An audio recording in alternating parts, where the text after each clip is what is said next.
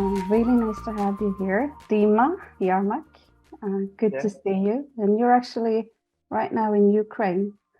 Yes, somewhere in Ukraine. Yeah, we can see the beautiful sunflowers in the background, which is how it used to look, right? Yeah, it reflects the flag, you can say. Yeah. Yes, the yellow part at the bottom and blue is at as the the top. sky. Yeah. It's beautiful. But today it's another story, right? It's a tough life there with the war and everything going on. Yeah, for many Ukrainians, it's just the life has changed on February 21st. No one could imagine that it might happen. No. Yeah, we could imagine that it might be some local conflict at the east, but no one thought that it would be full-scale invasion from all different directions. It's terrible. Yeah, but the situation is much better now than it was in March and February. Okay. Yeah. Good to hear. Really nice to hear. And when that happened, the day before, you were working as an Agile coach. You were in meetings with customers, helping them to improve their organization and business. And the next day, you were just thrown into becoming an officer in the army, right? Yeah, it took a while to become an officer. On 23rd of February at 4 p.m., I had the last normal meeting as you usually have now. Yes, it was together with the CEO of a big bank in Ukraine. We had a sprint review where CEO came because we just started to introduce Agile, Scrum in the bank.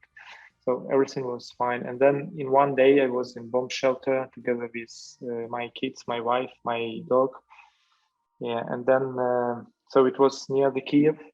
And then in 10 days, I decided to move on the west part of Ukraine to evacuate my family. And then I entered into the army, decided to stay and defend, and my family went to Denmark. So they are currently in Denmark together with my dog and so 2 kids, wife and dog. That's really nice. Denmark. They're in a safe place. Yes. So it gives me some energy actually to at least not worry about them. Yes. I can understand that. Yeah. So from the next day to another, you had this extreme chaos coming. And from what I've heard and what I've read, you've had talks and you have written blog posts about your journey. It seems like you have not just been able to manage, you've also been able to actually create really great results and using the power of Agile leadership, servant leadership and coaching in a splendid way. It's really more. Yeah, I hope so. It's better to see the results from the side. I hope that I made some difference, and I applied a lot of my previous experience in a new position as an officer of 150 armed men in a completely new position for me, in new domain.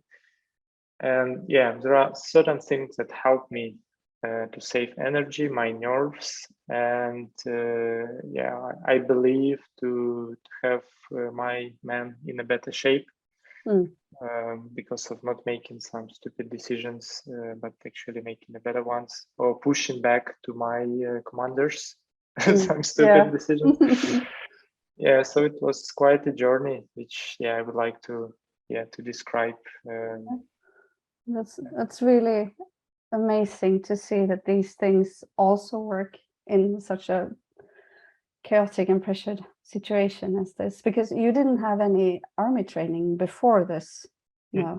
I actually had a training in the university, but it was 16 years ago, so I do not remember anything. And when you're a student, are you caring about getting knowledge really, especially for military specialization? I'm an electronic engineer, so it was just this is how the things in Ukraine, you usually need to get the second military one education.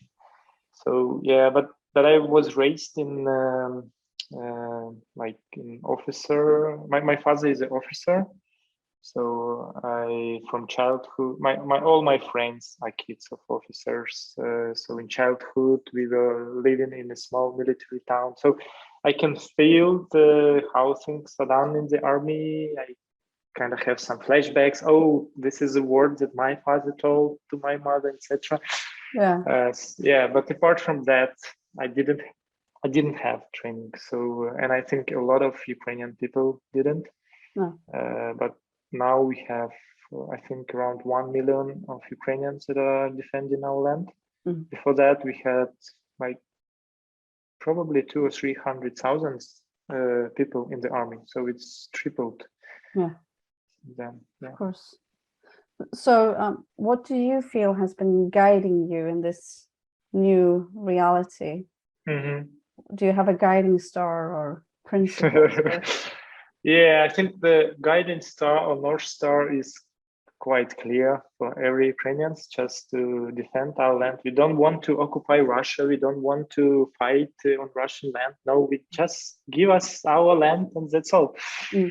So we just would like, so the North Star is clear for everyone, yes. The other guiding principles for me being in a new position, yeah, probably it's the same values and principles that I had before the army. Yeah, so to be a fair man and to be objective, not subjective, don't blame people, don't shout at people. It is difficult sometimes. So I think it's, yeah, quite natural values and principles that you usually have in a normal life. Mm. And in terms of military guidance, then yeah, we have some experienced officers, my commanders, that helped me, especially in the beginning, because I was completely a newbie. It wasn't like a buddy or real onboarding. It was just someone who I can ask questions and sometimes to get answers and sometimes just ask to go yourself and find out. Mm. Mm. Yeah. So. Really good values to Mm-hmm. base your actions on, to also invite people to take responsibility and to trust each other, which of course must be very tough in those situations where you're in. Yeah. In terms of kind of like changes that or how to say, maybe not the changes, but the leadership styles that I choose, I think I based it on three things. Is providing clarity to people so they kind of understand why they are doing something. So they have the information they need, the ones they can have an access to. The second is kind of try to create a psychological safe environment. It's difficult in the army because the cost of mistake might be too big, but still such kind of big mistakes happen rarely. So in other cases, I'm trying kind of have the psychological safe environment, not blaming, but learning environment. And the third one is raising competence, because a lot of people like me will kind of joining the army without proper education. And in February, March, country didn't really have opportunity to train like plus 600,000 new soldiers, officers. Yes, so you had to do it on your own. So yeah, raising competencies also was one of the guiding principles. And then all of this helped to delegate more. So actually not a bottleneck. I couldn't imagine that I would sit here in March. I couldn't imagine that I could sit for 1 hour and talk about something and not be disturbed by phone calls by some people, etc. So I delegated quite a lot of things. I'm still accountable for many of them, but yeah, I trust. And this is what I will tell about in my presentation, was how I delegated, how I actually managed to move responsibility, or even not to move, but let people to will and accept this responsibility, because it's quite dangerous sometimes to accept this responsibility. And also for me to be able to trust people, being accountable, but still trust people that they will do the job better than me, Yeah, or on the same level. They are the ones having the latest information, so having trust in them to make the best of that situation and make the better decision. That's of course a really good leadership skill to have that, right? Yeah. I've seen that you've used some tools that we as Agile coaches like and use a lot from.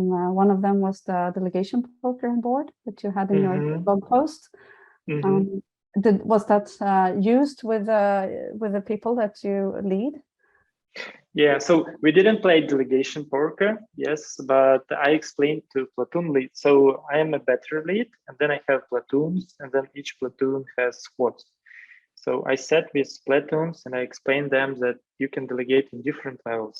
And I didn't do this just for the sake of training. It was just some moment where they were frustrated that they have to create a vacation schedule for their soldiers.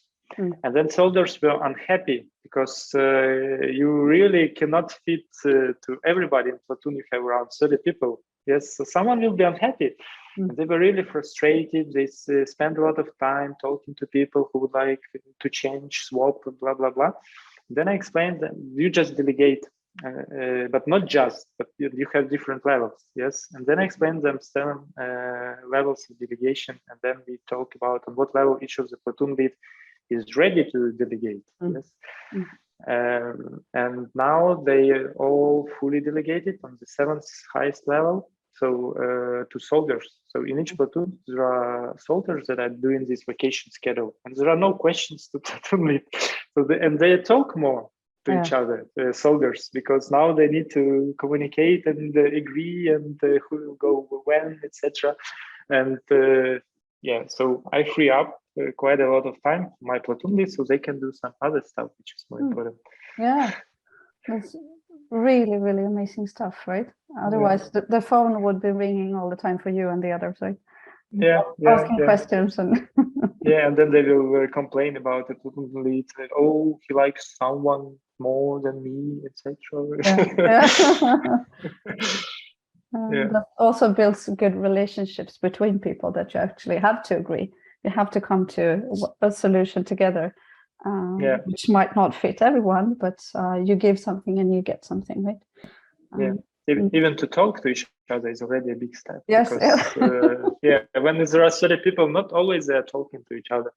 They tend to create mini groups, etc. So this was one of the team building exercises as well. So once upon a time, you probably will talk to someone about your vacation schedule and try to agree. And did you get any reaction from your higher ranks? Did they have anything to say about this, or they didn't know? Or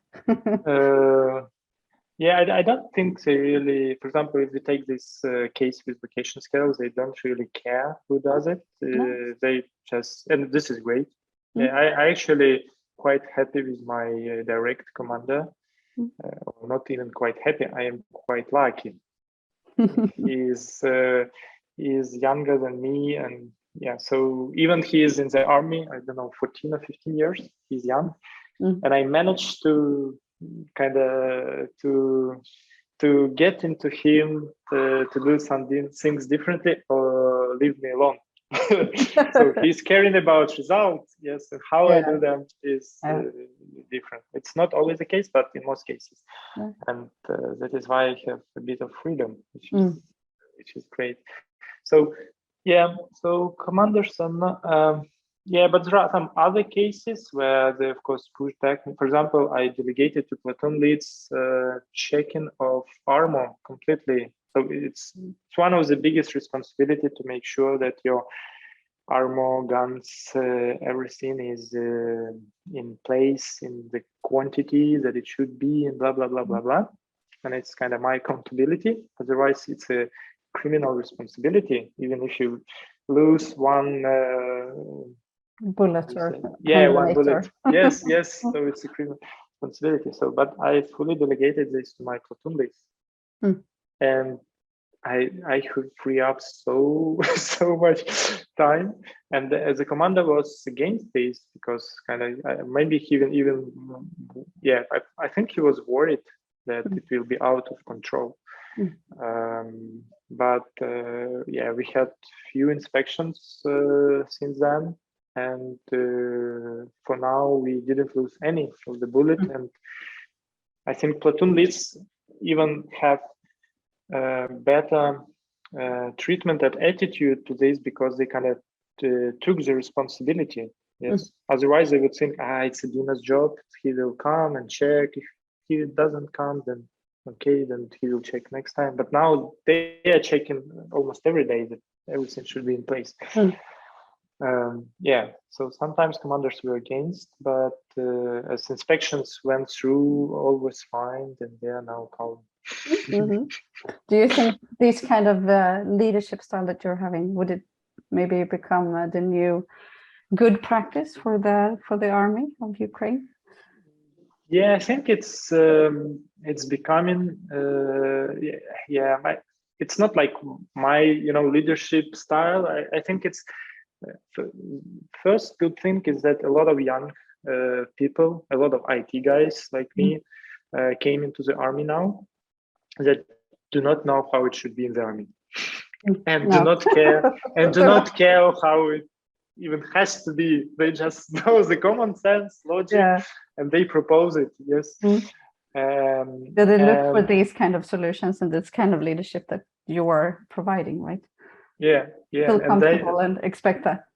Yeah. So I think and this is what differentiates us from Russian army until now, because now they started mobilization, so it might be that they also kind of talented guys will go to Russian army, but I hope that talented smart guys will not go because they understand that this is a stupid war. They should not go in. But this is what differentiates Ukrainian army from Russian army, because we fight it with kind of structural regular army. Yes, and they know how it should be in the army, blah blah blah. They are more professional, right? Yeah, and old style. Yeah, and we are just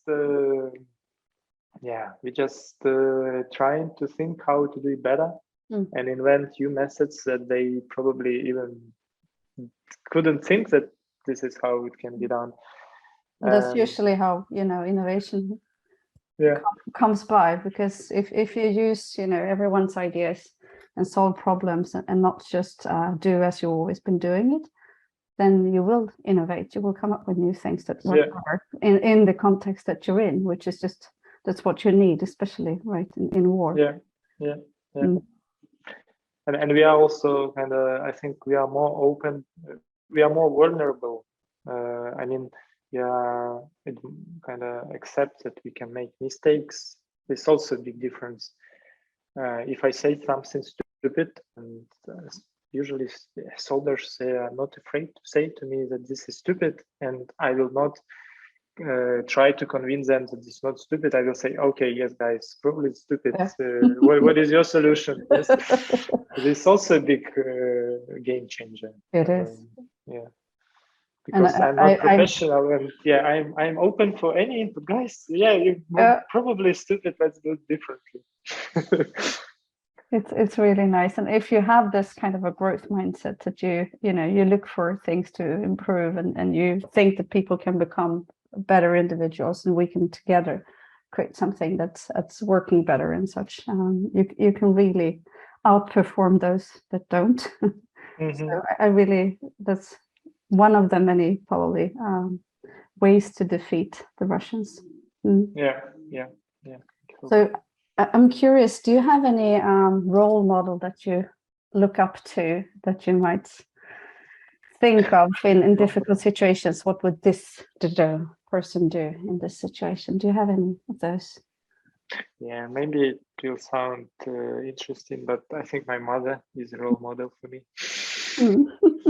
She is a very calm person, kind person, but until some point, then she start to go mad. And I think this is how I am. That's how you are. Yeah. Yeah. She actually also serving in the army. She's a cook. Oh, okay. Not a soldier, but like main cook in a big military base. She's already 20 years there. She's also been working in the military. Yeah. So my daughter actually just joined the military 2 weeks ago, or is it 1 week ago? And she's just been texting me. She's also a cook in the military now. Yeah, okay. She's going to work on one of the boats, I guess. I'm not sure which one, but she said this week every night, like, it's been the best day of my life. Wow. She really enjoys the camaraderie, and the things that you learn as a military, I guess, and the way it's done too. It's great that she likes it. Yeah. Mm-hmm. So probably my mother, but I don't have idols or role models. Maybe it's a collection of different people, even maybe not people, but books that they wrote. Inspiring books. It's pretty like Daniel being deep about motivation. Or Turn the Ship Round, or Stephen Covey, 7 Habits, and all of this leadership crap that I read before and I like. Which is probably what's playing out now, right? Helping you. Yeah. Really nice. So thank you so much for your time, and I know you're a busy man and you have to go back to doing this important work.